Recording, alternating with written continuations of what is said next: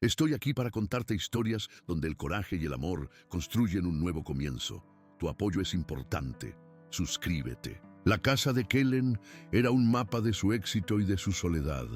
Construida en la colina más alta, con vistas a la ciudad fronteriza de Puerto Seco, era una villa de estilo español, con paredes de adobe, patios internos y balcones de madera oscura. Por dentro, era un tesoro de mundos lejanos. El aire estaba perfumado con el olor de canela de Ceilán, azafrán de Persia y pimientos de tierras desconocidas. Sedas de China cubrían las mesas y alfombras intrincadas, tejidas por tribus del desierto, adornaban el suelo. Cada objeto era un testimonio de sus peligrosos viajes y de su perspicacia en los negocios. Kellen era un príncipe mercader, un hombre cuya fortuna se había construido sobre el riesgo y el conocimiento. Pero el Palacio de las Especias era un lugar silencioso. Las comidas se hacían en una soledad que volvía insípido el plato más exótico. Las historias de sus viajes, las maravillas que había visto, los peligros que había enfrentado, morían en sus labios sin nadie que las escuchara. Su soledad era una elección, una fortaleza que había construido alrededor de su corazón tras la pérdida de su única familia años atrás, cuando una fiebre amarilla se llevó a sus padres y a su joven hermana durante una expedición comercial. Se había dedicado a construir un imperio como una forma de honrarlos, pero en el proceso había olvidado cómo conectar con los vivos. Su rutina era de una precisión monástica: mañanas en el despacho, tardes en los almacenes, noches a solas con sus libros de contabilidad. Rara vez iba al corazón de la ciudad, un lugar ruidoso y caótico que despreciaba, pero aquel día se vio obligado a ir. Una caravana venida del sur había llegado con un cargamento raro de vainas de vainilla y necesitaba inspeccionar la mercancía personalmente. Mientras caminaba por la plaza principal del mercado, el aire pesado con el olor de animales, comida frita y polvo, no pudo evitar el espectáculo que se desarrollaba en el centro. Era el día de la subasta, una subasta de bienes, de ganado y, para vergüenza de la ciudad, de gente. A Kellen, la práctica le parecía repulsiva, no por una elevada moralidad, sino por su ineficiencia y brutalidad. Veía a los seres humanos siendo vendidos como una mercancía más, y eso lo ofendía como comerciante y como hombre. Se detuvo a distancia, en las sombras de una arcada, observando con un desdén frío. Vio a un hombre fuerte, un trabajador de campo, ser vendido por un buen precio a un ranchero. Vio a una joven hermosa, con el miedo estampado en los ojos, ser comprada por el dueño de un salón. Y entonces el subastador, un hombre sudoroso con voz de grava, anunció el último lote. «Y ahora, señores, algo para los que gustan de un misterio», gritó, mientras dos guardias empujaban a una figura hacia la plataforma. Era una mujer joven, o al menos eso parecía. Su cuerpo estaba completamente cubierto por una túnica de arpillera tosca, sin forma. Su rostro y cabello estaban ocultos por un velo espeso y sucio que solo dejaba una pequeña rendija para los ojos, que permanecían fijos en el suelo. Era pequeña y parecía frágil. «No puedo decirles nada sobre su rostro, pues se niega a mostrarlo», continuó el subastador, intentando crear un aire de intriga. «Pero puedo decirles que tiene una marca, una cicatriz en su mano izquierda, para que su nuevo amo siempre sepa a quién pertenece. ¿Quién da la primera puja por este premio misterioso?» La multitud, que antes estaba animada, ahora reía y se burlaba. «Debe ser más fea que la noche», gritó un hombre. «La cicatriz es la marca del diablo», se burló otro. Nadie pujó. El subastador, frustrado, comenzó a bajar el precio. 20 monedas de plata. ¿Quién me da 20? 10 monedas, entonces. 5. Señores, por 5 monedas de plata. Es una ganga. El silencio fue la respuesta. Kellen, que ya se preparaba para marcharse, sintió su mirada atrapada en la figura inmóvil en la plataforma. En medio de toda la humillación, de todos los insultos, ella no se encogía, no temblaba, permanecía de pie, la columna erguida, una estatua de silenciosa dignidad. No veía la mercancía dañada que veía la multitud. Veía una fuerza de voluntad extraordinaria, un alma que se negaba a romperse, y la crueldad de la multitud, la forma en que se deleitaban en despojar a una persona de su humanidad, despertó en él una furia fría. Pensó en el destino que le esperaba si nadie la compraba, los burdeles más baratos de la ciudad o las minas de sal, un lugar de donde nadie regresaba. «¡Una moneda de cobre!», gritó el subastador en un último y desesperado llamado. Una sola moneda, el precio de una gallina. ¿Alguien? El silencio se prolongó. El subastador estaba a punto de declararla sin valor. Y en ese instante, Kaylen actuó. No fue una decisión pensada, fue un impulso, un acto de desafío contra la fealdad del mundo. Levantó un solo dedo. Toda la plaza se giró para mirarlo, conmocionada. El gran mercader Kaylen, el hombre solitario y rico, interesado en la basura de la subasta. El subastador parpadeó, incrédulo, y luego una sonrisa de alivio se extendió por su rostro. «Vendido», bramó. «Vendido al noble mercader Kaylen por una moneda de cobre». La transacción fue rápida y humillante. Kaylen arrojó la moneda al subastador y un guardia empujó a la mujer velada en su dirección, como quien empuja un saco de grano. Ahora era, oficialmente, su amo. Comenzó a caminar hacia su villa sin mirar atrás, esperando que ella lo siguiera. Y lo hizo, en silencio, a pasos ligeros, manteniendo una distancia respetuosa. La caminata por las calles de la ciudad fue una prueba. Sentía las miradas curiosas, oía los susurros. ¿Qué querrá Kaylen con eso? Debe haber un tesoro escondido bajo el velo, o ha enloquecido del todo. Los ignoró a todos, el rostro una máscara impasible, pero por dentro una tormenta de arrepentimiento y duda comenzaba a formarse. ¿Qué había hecho? Él, un hombre que valoraba el orden y la privacidad por encima de todo, acababa de traer el caos y lo desconocido a su casa. Al llegar a los grandes portones de su villa, los abrió y la condujo adentro.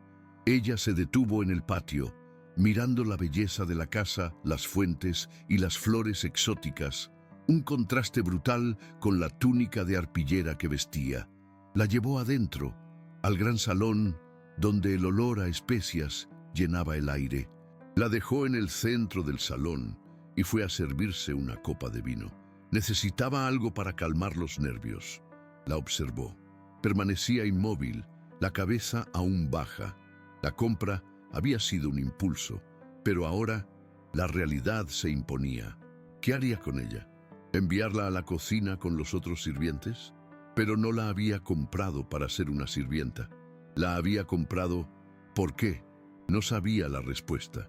Lo único que sabía era que su presencia, velada y silenciosa, era una pregunta viva en medio de su casa, perfectamente ordenada.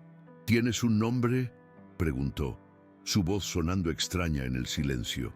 Ella permaneció en silencio por un momento, y luego, con una voz sorprendentemente clara y suave, respondió: «Tenía uno, señor, pero creo que no fue incluido en el precio». Su respuesta, llena de una inteligencia y una tristeza digna, lo desarmó. La miró fijamente, el misterio detrás de aquel velo profundizándose. Necesitaba saber a quién había traído a su casa. «Quítate el velo», dijo, la voz más suave de lo que pretendía.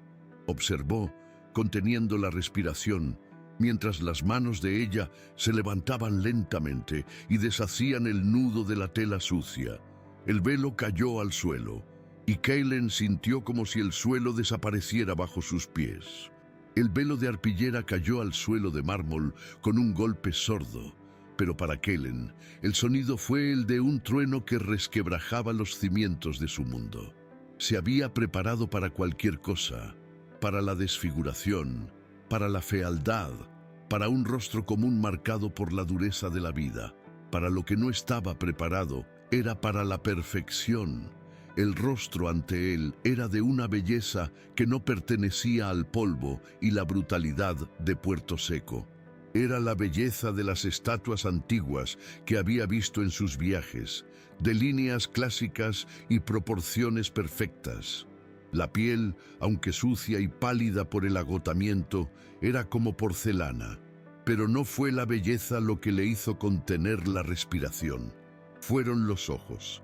Eran de un tono violeta tan profundo e inusual que parecían contener la luz de estrellas lejanas. Kaylen, un hombre cuyos negocios dependían de conocer la política y los linajes de los reinos vecinos, sintió un escalofrío recorrer su espina dorsal. Conocía esos ojos. El mundo entero conocía esos ojos. Eran la marca inconfundible de la Casa Real de Aliria. Su mirada en pánico descendió a la mano izquierda de ella, la mano que el subastador había marcado como defectuosa. «Tu mano», dijo, la voz un susurro ronco. «Muéstramela». Con una vacilación comprensible, ella extendió la mano. En la base de su pulgar no había una cicatriz. Había una marca de nacimiento, una pequeña pigmentación de la piel de un tono plateado, con la forma inconfundible de un halcón en vuelo. El sello real de Aliria. La realidad lo golpeó con la fuerza de una ola. La mente de Kaylen, acostumbrada a calcular riesgos y ganancias, giró en un torbellino de implicaciones imposibles.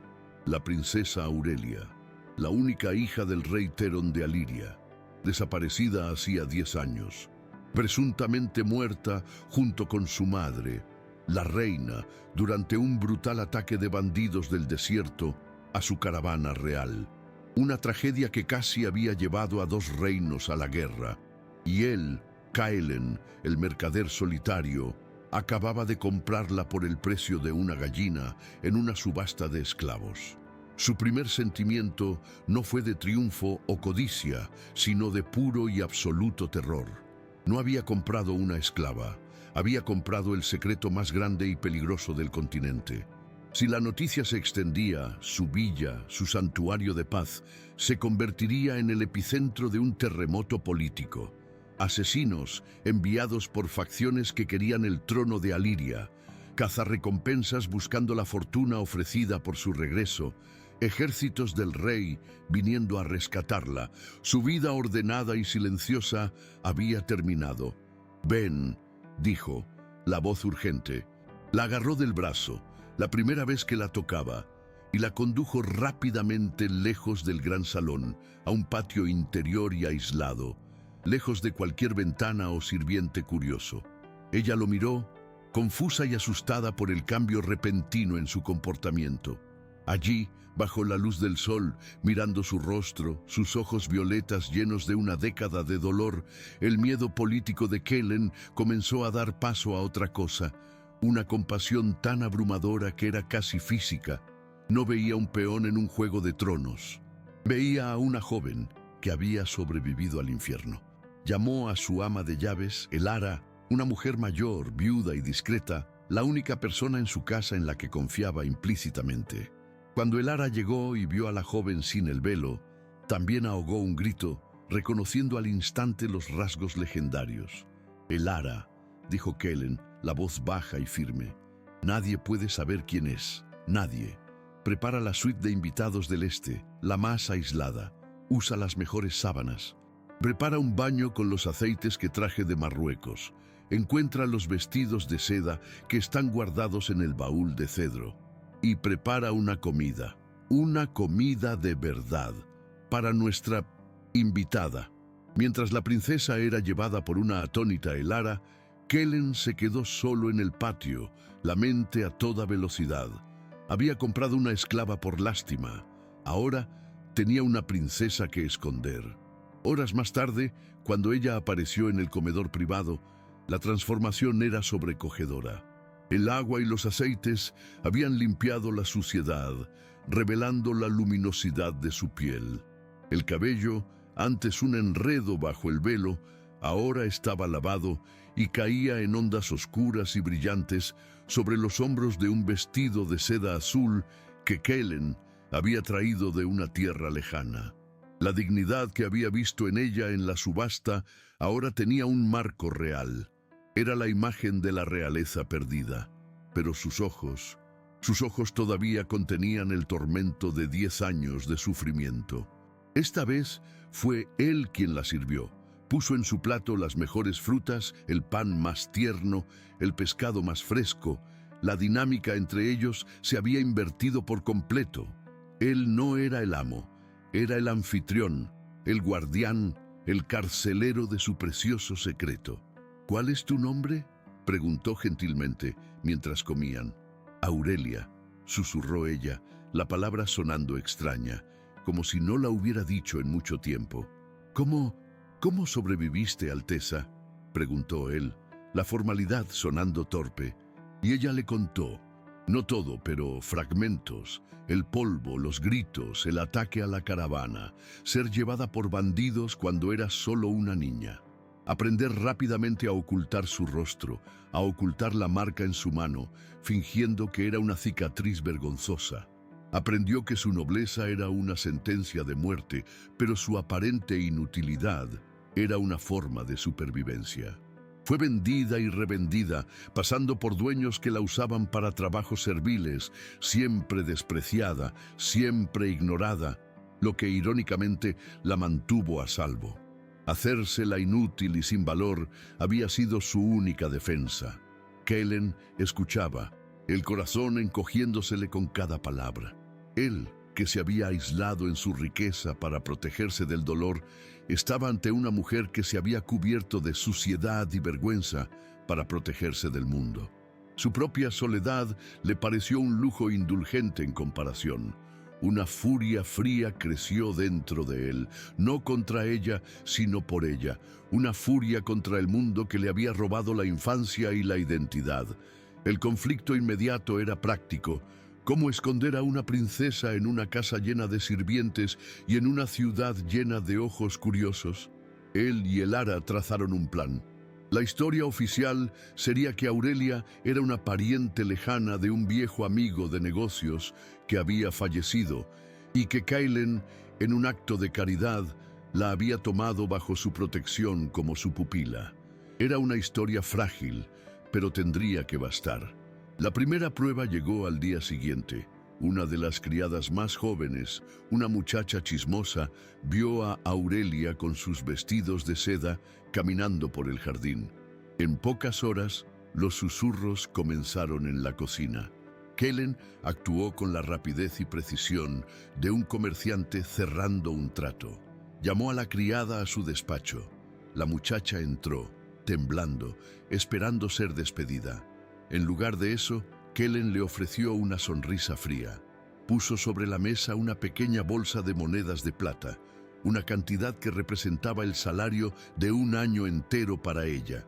«Esto es una bonificación», dijo, «por tu lealtad y tu discreción.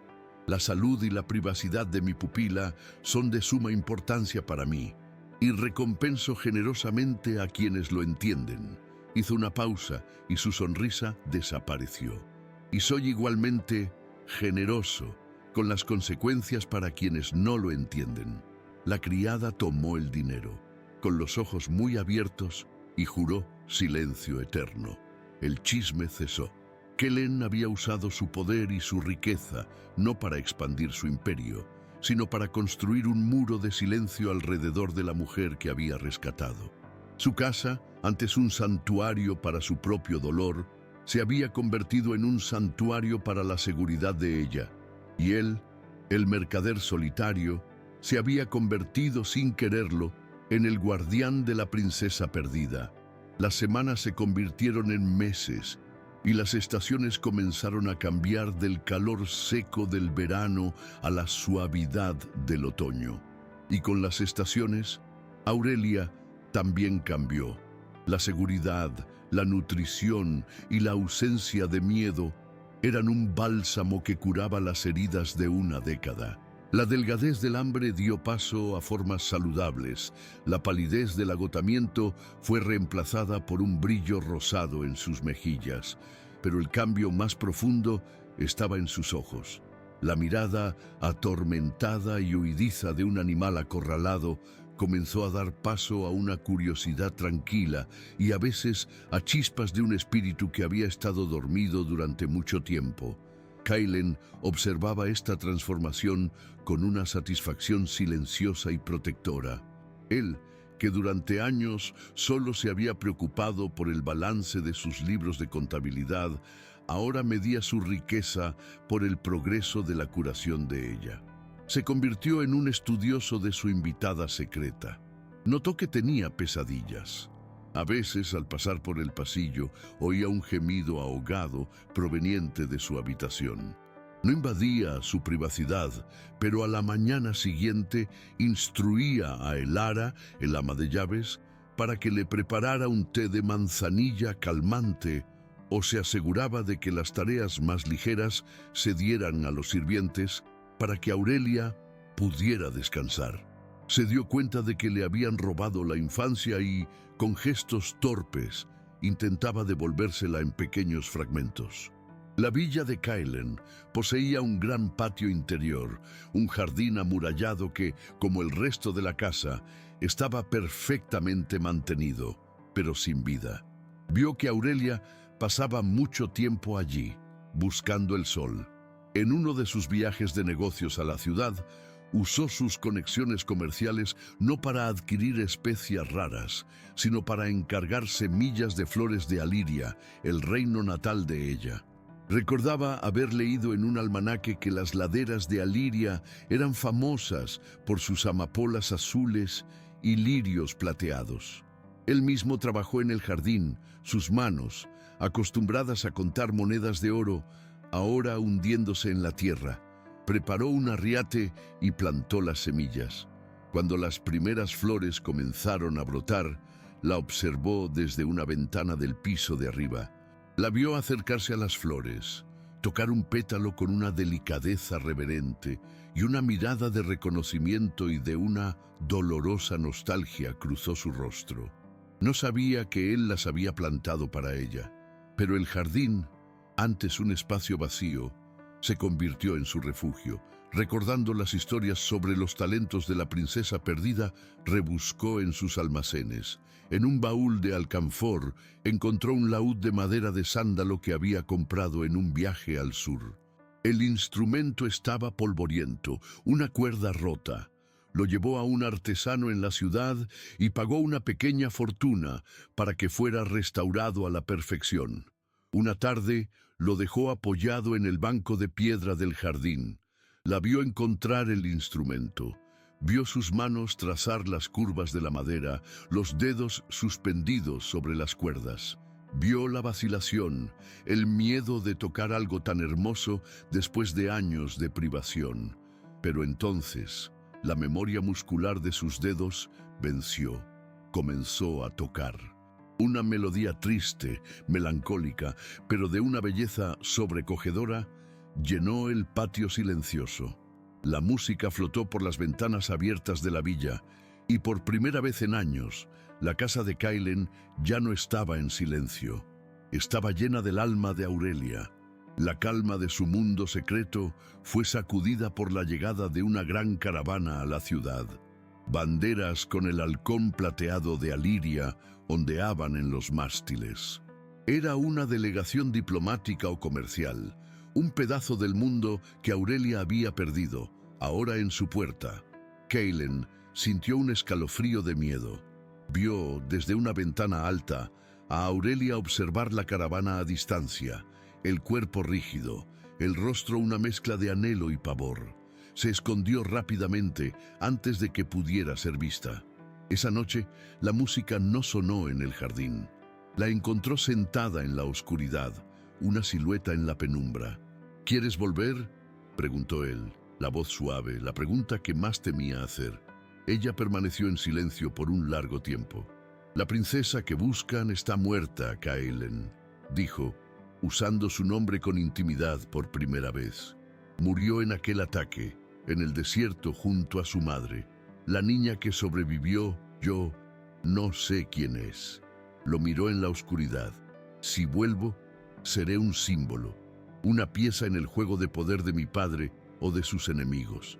Seré enjaulada de nuevo, esta vez en una jaula de oro. No quieren a la Aurelia que soy ahora, quieren a la princesa que debería haber sido. Respiró hondo. Tu casa, este lugar, es el primer lugar en 10 años donde me he sentido segura, donde he sentido que podía ser solo yo. Su confesión, su negativa a retomar el poder a cambio de la libertad, lo conmovió profundamente. Él, que había construido una fortaleza de riqueza para aislarse del mundo, entendía perfectamente su deseo de un refugio. Yo también construí una prisión para mí, Aurelia, confesó él, compartiendo un pedazo de su propia alma. Después de perder a mi familia, pensé que el comercio y el oro podrían llenar el vacío, pero solo construyeron los muros más altos. Se acercó a ella.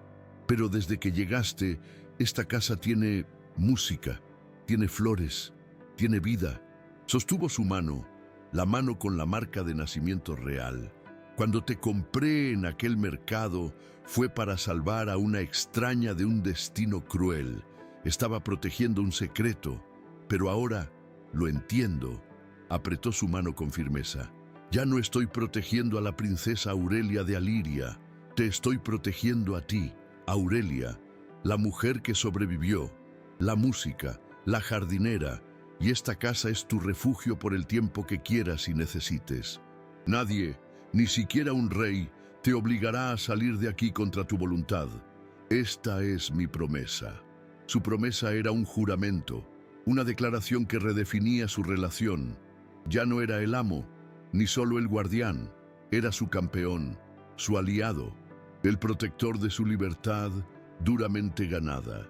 Y en aquel jardín secreto bajo las estrellas, el amor entre el mercader solitario y la princesa perdida floreció no basado en títulos o destinos, sino en la elección mutua de dos almas de protegerse del mundo. Una pequeña pausa en nuestro viaje. Historias como esta que calientan el corazón son nuestro propósito. Si tú también crees en el poder de la bondad, suscríbete a nuestro canal para unirte a nuestra comunidad. Tu apoyo nos permite continuar. Ahora, volvamos a la historia.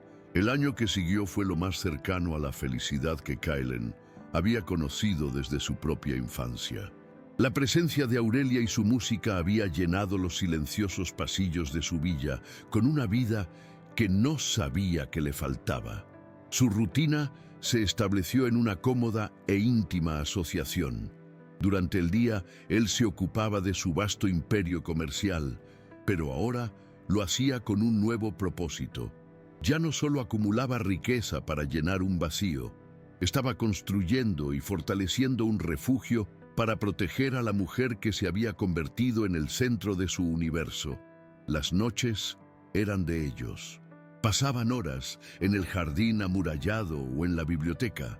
Él le contaba sobre los puertos lejanos que había visitado, sobre las caravanas de camellos en el desierto, sobre las estrellas de un hemisferio diferente, y ella le contaba sobre los mundos que había visitado en sus libros, sobre los reyes y reinas de la ficción, sobre la poesía que hablaba de los dolores y alegrías del corazón humano. El amor entre ellos era una verdad silenciosa, un hecho tan natural como el amanecer, aunque aún no había sido consumado por la pasión. Era un amor de profundo respeto, de tierno cuidado y de una comprensión mutua de dos almas que habían encontrado un puerto seguro la una en la otra. Pero su felicidad era una paz armada, una frágil burbuja de tranquilidad en un mundo peligroso. El secreto de la identidad de Aurelia era una espada suspendida sobre sus cabezas, y ambos sabían, en el fondo de sus corazones, que su tiempo se estaba agotando. La amenaza no vino de Aliria, el reino de Aurelia, sino de mucho más cerca. Lord Valerius era un rival comercial de Kellen, un hombre de linaje noble, pero de moral cuestionable, cuya ambición era tan vasta como su crueldad. Hacía mucho que envidiaba el éxito de Kellen, un mero mercader que lo superaba en astucia y riqueza.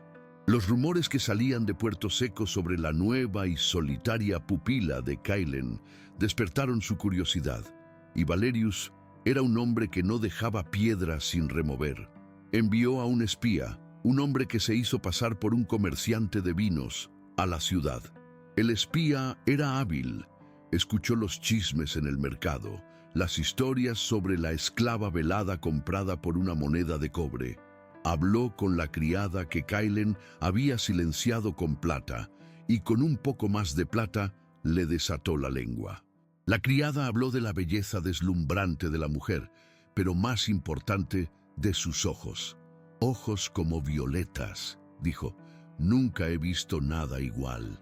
La información viajó de regreso a Lord Valerius. Ojos violetas, la marca registrada de la realeza de Aliria. Entonces recordó las antiguas historias sobre la princesa perdida, sobre una marca de nacimiento en su mano. Juntó las piezas del rompecabezas. La pupila de Kellen no era una pariente lejana, era un tesoro real, era la heredera del trono. El plan de Valerius se formó con una claridad maligna.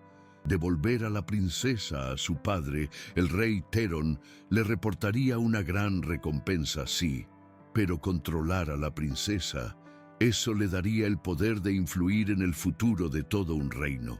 Podría forjar un matrimonio con uno de sus propios parientes, crear alianzas comerciales exclusivas y aplastar a Kellen para siempre. No quería rescatar a la princesa, quería capturarla.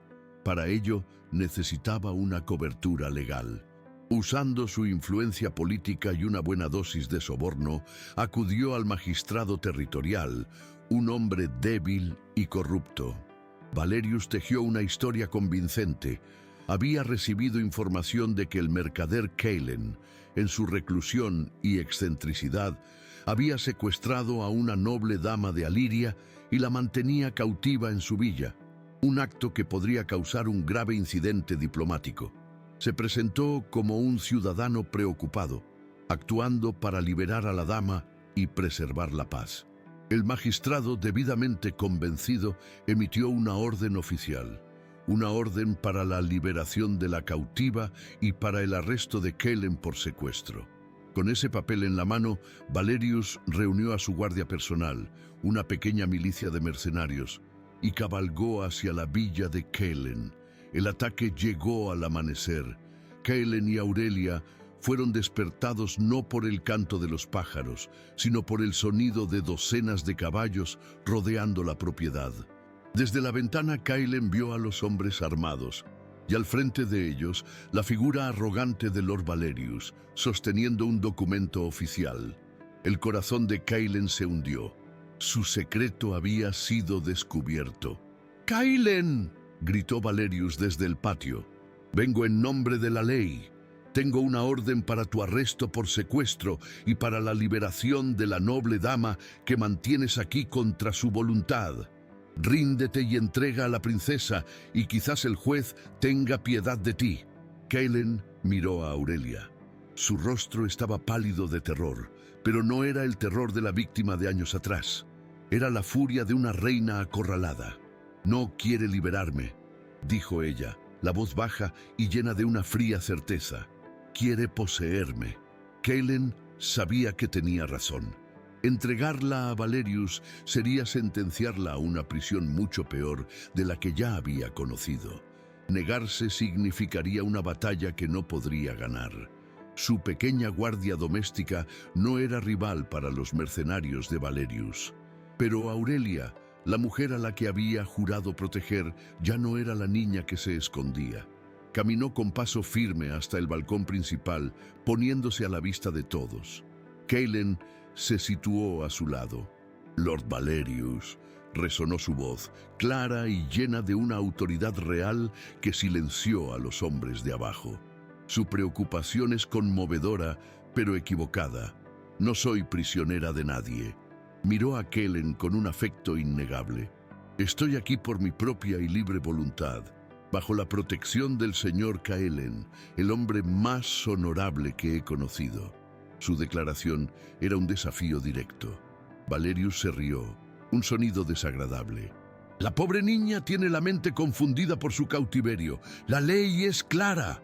Se volvió hacia sus hombres. La orden del magistrado nos da autoridad para entrar. Atrápenla y arresten al mercader. La primera bala hizo añicos una vasija de cerámica junto a Kellen. El asedio había comenzado. Él y la leal Elara arrastraron rápidamente a Aurelia adentro, cerrando las pesadas puertas. La villa, antes un santuario de paz, se convirtió en una fortaleza sitiada. Los sirvientes, aterrorizados, se escondieron. Solo quedaban Kellen, con las pocas pistolas y el rifle que guardaba, y Elara, una mujer anciana pero de coraje inquebrantable, atrancando las ventanas. Afuera, los hombres de Valerius comenzaron el asalto, disparando contra las puertas y ventanas, probando las defensas. Kellen respondió al fuego desde la ventana de su despacho, cada disparo suyo preciso y deliberado, obligando a los hombres a buscar cobertura. Pero sabía que era cuestión de tiempo. Eran demasiados, y él estaba solo. «¡Van a derribar la puerta principal!», gritó Elara. En ese momento, Aurelia, que estaba resguardada en un rincón, se levantó. En su rostro ya no había miedo, solo una fría determinación. Tomó uno de los pesados revólveres de Kellen que estaba sobre la mesa. Sus manos temblaban, pero su mirada era firme. «Me enseñaste sobre el mundo en tus libros, Kellen», dijo, su voz resonando con un nuevo poder. «Y me mostraste lo que es el verdadero honor. No voy a esconderme mientras luchas por mi libertad». Caminó hacia la otra ventana, comprobando el arma con una familiaridad que sorprendió a Kellen. «Los bandidos del desierto me enseñaron una o dos cosas sobre cómo sobrevivir», dijo con una sombría sonrisa. Y mientras los hombres de Valerius preparaban un ariete improvisado para derribar la puerta, se encontraron enfrentando no solo a un mercader solitario, sino a un rey y una reina defendiendo su pequeño reino, lado a lado, listos para luchar hasta el final por el único hogar que ambos habían conocido de verdad. El primer disparo rompió el silencio de la mañana y la ilusión de paz que Kellen había construido a lo largo de los años.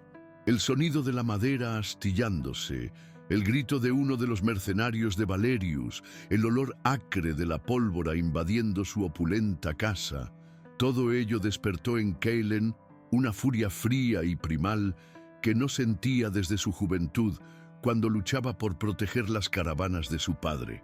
Su primer y único pensamiento no fue en su propiedad o en su propia vida, sino en Aurelia.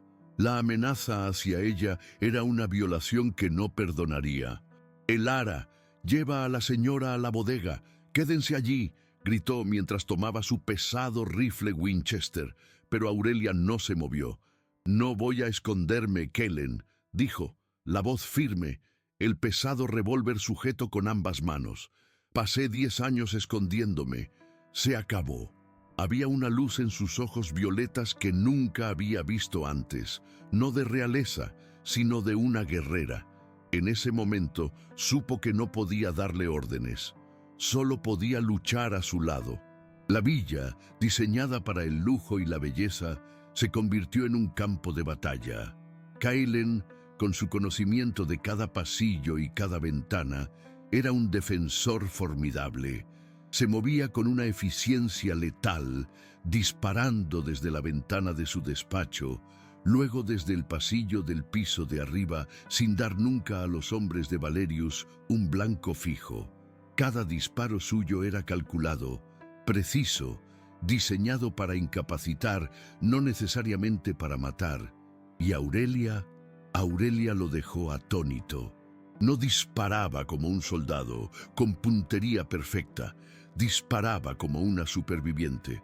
Usaba el sonido para localizar a los enemigos, esperaba a que se expusieran y disparaba ráfagas cortas para obligarlos a guarecerse, dándole a Kellen tiempo para reposicionarse. Preveía sus movimientos, gritando advertencias. Dos hombres cerca del jardín oeste. Están trayendo una escalera al balcón trasero. Su tiempo con los bandidos del desierto le había enseñado a pensar como ellos. Juntos eran una defensa improbable, pero sorprendentemente eficaz. La precisión de Kellen y la astucia de Aurelia. Elara, la fiel ama de llaves, corría entre ellos, recargando las armas, el rostro pálido, pero las manos firmes. El asedio se prolongó durante horas. El sol subió alto en el cielo, convirtiendo el interior de la casa en un horno. La munición se les estaba agotando. El sonido constante de los disparos y los gritos de los hombres de fuera empezaba a hacer mella en sus nervios. Kellen sufrió una herida, una bala que le rasgó la manga de la camisa y le abrió un surco en el antebrazo. El dolor era agudo, pero la adrenalina lo mantenía a raya. Afuera, Lord Valerius se estaba impacientando y enfureciendo. Había perdido a 4 de sus mercenarios a manos del francotirador fantasma dentro de la casa y no estaba más cerca de su objetivo. La resistencia de ellos era un insulto a su autoridad. La codicia dio paso a un odio cruel. «Basta de juegos», gritó a sus hombres. «Quiero la casa en llamas, quémenlos para que salgan. La quiero a ella viva, pero el mercader puede arder con su santuario». Kellen y Aurelia vieron a los hombres de Valerius reagruparse, trayendo antorchas improvisadas y fardos de heno seco para colocarlos contra las paredes de madera de la villa. La desesperación se apoderó de ellos. Podían luchar contra hombres, pero no podían luchar contra el fuego. Estaban acorralados. «Kellen», dijo Aurelia, la voz baja, mientras observaban cómo encendían las antorchas. «Si este es el fin, gracias. Gracias por mostrarme lo que es ser tratada con honor». Él la miró con el corazón roto. «El honor ha sido mío, Aurelia». Y cuando la primera antorcha voló por el aire, un arco de fuego contra el cielo azul, un sonido nuevo y aterrador se unió a la batalla. No era el sonido de rifles, sino el de un trueno lejano que se acercaba rápidamente. El sonido de docenas, quizás cientos, de cascos de caballo, y con ellos un grito de guerra gutural y agudo que hizo temblar el suelo. Del desierto al este surgió una ola de jinetes, cabalgando como el propio viento.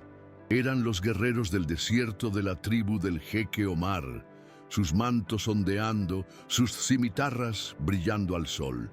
Kellen no podía creer lo que veía. Años atrás, en una negociación de especias, había salvado al hijo enfermo del jeque usando un raro remedio de sus propias reservas, un acto de bondad cuando otros comerciantes habrían explotado la situación. El jeque, un hombre de palabra y profundo honor, le había jurado un pacto de amistad. «Un día, mercader, cuando lo necesites, el viento del desierto soplará a tu favor». Al principio del asedio, Elara, el ama de llaves, se había acordado de la promesa.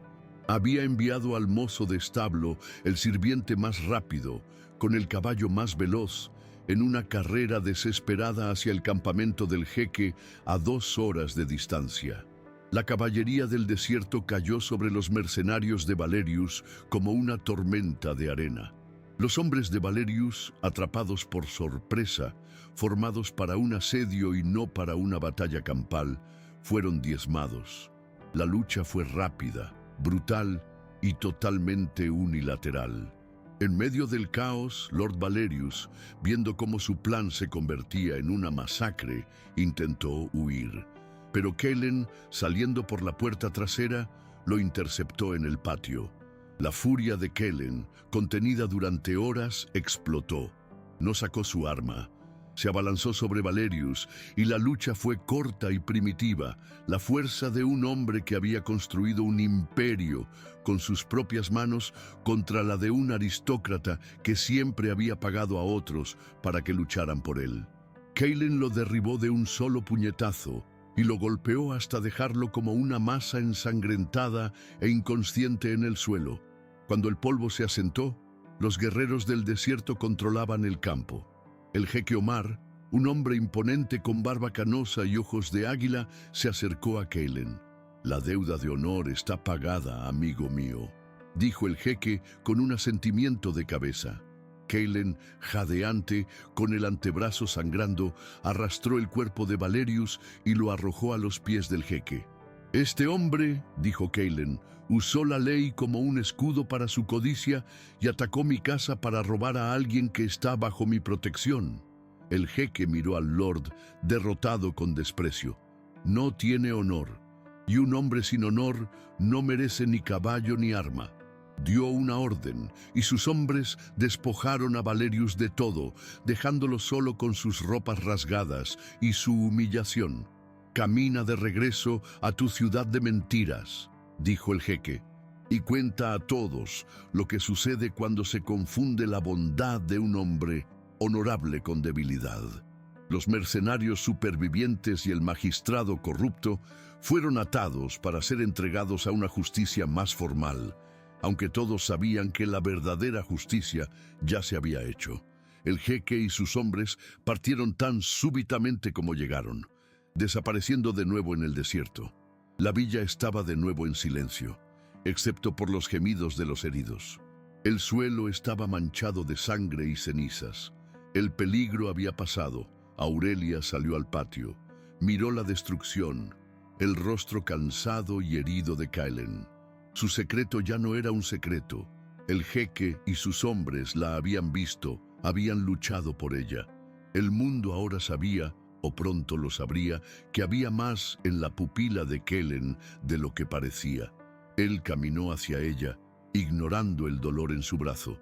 Se miraron, los dos únicos supervivientes en el centro de su mundo sacudido. Y entonces la atrajo hacia sí. El beso de ellos no fue tierno. Fue un beso de alivio, de furia, de una pasión nacida en el fuego de la batalla. Fue la colisión de dos mundos, el mercader y la princesa, el protector y la guerrera. Y en ese beso, en medio del humo y la victoria, sellaron un pacto que ninguna ley, ningún rey y ningún enemigo podría romper jamás. En los días que siguieron al asedio, la villa de Kalen fue un lugar de reconstrucción.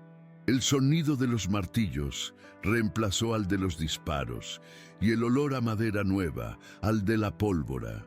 Kalen y Aurelia trabajaron codo a codo con el ara y los leales sirvientes para reparar los daños. Había una nueva dinámica entre ellos. El beso en el patio había roto la última barrera de formalidad. La intimidad entre ellos era ahora una presencia cálida y constante, expresada en toques prolongados, miradas de complicidad y sonrisas que no necesitaban explicación. La historia de la batalla en la villa del mercader se extendió como la pólvora por la frontera. Se contaba la historia de cómo el solitario Kalen y una mujer misteriosa habían rechazado solos a los mercenarios de un lord, y de cómo los guerreros del desierto habían aparecido como un vendaval para sellar la victoria. Los rumores, inevitablemente, llegaron a los oídos adecuados. Helen sabía que era cuestión de tiempo que el rey Theron de Aliria oyera hablar de una mujer de legendaria belleza, ojos violetas y coraje de leona, que vivía bajo la protección del mercader más poderoso de la región. Una noche, sentados en el jardín que él había construido para ella, le presentó la elección que ambos sabían que debía hacerse. «El mundo vendrá a buscarte, Aurelia», dijo, la voz grave. «Vendrán por la princesa. Tienes que decidir a quién encontrarán». Tomó su mano. «Si deseas desaparecer, venderé todo lo que tengo. Partiremos hacia las islas del sur, a una nueva vida donde nadie conozca tu nombre o tu linaje. Tu libertad es lo único que importa». Hizo una pausa, el corazón apesadumbrado. «Pero si deseas reclamar tu lugar, estaré a tu lado. Lucharé contra los políticos en sus salones con la misma ferocidad con la que luché contra Valerius en este jardín». Aurelia miró a Kalen, al hombre que estaba dispuesto a abandonar su imperio por ella, y supo lo que tenía que hacer. Esconderse sería deshonrar la memoria de su madre y devaluar la fuerza que ella misma había descubierto. No voy a huir más, Kellen, dijo, la voz llena de una nueva y regia autoridad. La princesa que perdieron era una niña asustada. La mujer que encontrarán es la heredera de Aliria y regresará en sus propios términos. El viaje de regreso no fue una huida, sino una procesión. Kellen, con su genio para la logística, organizó una magnífica caravana digna del regreso de una reina. Iban acompañados no solo por la guardia personal de Kellen, sino también por un contingente de honor de los guerreros del desierto del jeque Omar, una demostración de poder y de alianzas que enviaba un claro mensaje a todos los reinos. Su llegada a la capital de Aliria fue el acontecimiento de la década. Multitudes se congregaron para ver a la princesa perdida, y la visión de Aurelia, radiante y fuerte, junto al poderoso mercader Kellen y los temidos guerreros del desierto, era una imagen de poder innegable. El reencuentro con su padre, el rey Terón, fue un momento agridulce. El rey, ahora un hombre envejecido y cansado, lloró al ver a la hija que creía haber enterrado hacía mucho tiempo. Pero la alegría del reencuentro fue rápidamente seguida por las maquinaciones de la corte. Facciones que habían prosperado en ausencia de una heredera clara vieron el regreso de Aurelia como una amenaza. Pero la Aurelia que regresó no era un peón que se pudiera mover. Con el astuto consejo de Kellen, que entendía los juegos de poder mejor que nadie, navegó por la traicionera corte. Usó la historia de sus 10 años de sufrimiento no para generar lástima, sino para conectar con el pueblo llano, que llegó a amarla por su empatía y resiliencia. No era una princesa de cuento de hadas, era una superviviente, una reina del pueblo. La cuestión de su matrimonio se convirtió en el tema central de la corte. Los consejeros de su padre la presionaban para que se casara con un príncipe de un reino vecino, para forjar una alianza política. Fue en una gran audiencia en el Salón del Trono donde Aurelia dio su respuesta final. Ante toda la nobleza de Aliria, se levantó. Durante 10 años, mi destino fue decidido por otros. Por bandidos, por señores, por subastadores, dijo, su voz resonando con poder. Eso se acabó. Caminó hasta Kellen, que observaba desde un rincón, un extraño en ese mundo de intrigas. Tomó su mano y lo llevó al centro del salón. Este hombre, declaró, me encontró cuando yo no era nadie. Me dio refugio cuando el mundo me despreciaba. Arriesgó su vida y su fortuna para defender mi libertad, cuando yo era considerada su propiedad. Se volvió hacia su padre y la corte. Hablan de alianzas de poder. Les presento la alianza más poderosa que conozco, una alianza de honor y de corazón. No me casaré con un príncipe para servir al reino. Yo elegiré a mi propio rey, un hombre cuyo carácter ya ha demostrado ser más noble que cualquier linaje. El rey, viendo la fuerza inquebrantable de su hija y el poder silencioso del hombre a su lado, un hombre que contaba con la amistad de las tribus del desierto y controlaba las principales rutas comerciales, tomó una sabia decisión. Dio su bendición. La boda fue el mayor acontecimiento que el reino había visto jamás. Una celebración que duró una semana, pero en medio de toda la pompa, el momento más verdadero ocurrió lejos de los ojos de la corte. Kellen y Aurelia, en su noche de bodas, estaban en el balcón del palacio, mirando la ciudad iluminada. Él le entregó un regalo. No era una joya, sino la pequeña moneda de cobre que había usado para comprarla. Fue la mejor inversión que he hecho en mi vida, dijo él. Ella tomó la moneda y la apretó con fuerza. No compraste una esclava, Kellen, liberaste a una reina. Nuestra escena final tiene lugar un año después. No están en el Palacio Real. Están de vuelta en la villa de Puerto Seco, el lugar que era su verdadero hogar. Están en el jardín amurallado, ahora floreciendo con las flores de Aliria y las especias del mundo de Kellen. Él le está leyendo un libro de poemas, su voz, antes vacilante con las palabras, ahora fluyendo con una tranquila confianza. Es extraño, dice ella, apoyando la cabeza en su hombro. Soy la reina de un gran reino, pero este pequeño jardín parece ser el centro de mi universo. Él cierra el libro y toma su mano, besando la marca de nacimiento en forma de halcón. Un reino está hecho de tierra, de poder y de política, dice la voz suave.